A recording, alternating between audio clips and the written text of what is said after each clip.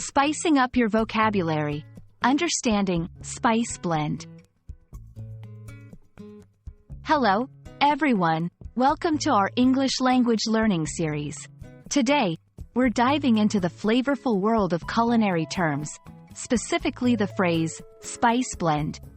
This term is not only common in cooking but also a great example of how compound nouns work in English.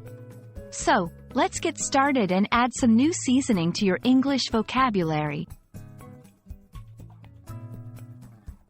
A spice blend is a combination of different spices mixed together. These blends can vary greatly and are often used to create specific flavors in cooking. Each spice in the blend contributes its unique taste and aroma, resulting in a complex and well-rounded flavor profile. Understanding this term is not just about the words spice and blend, but also about how they come together to form a new meaning.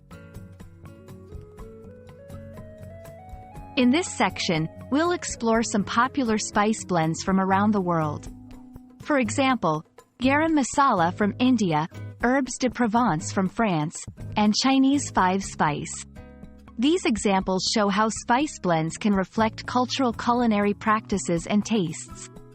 We'll look at the ingredients in each blend and discuss how they're typically used in cooking. Here, we'll practice using spice blend in different sentences. This practice helps in understanding how the term can be applied in everyday conversation or writing about food and cooking. For instance, I added an Italian spice blend to the sauce for extra flavor. Or, she makes her own spice blend for barbecues.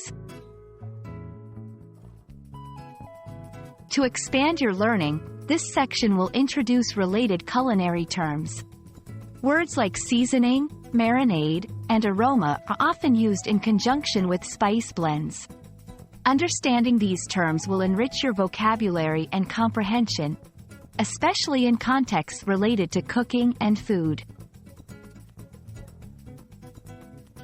I hope this video has added a flavorful touch to your English learning journey.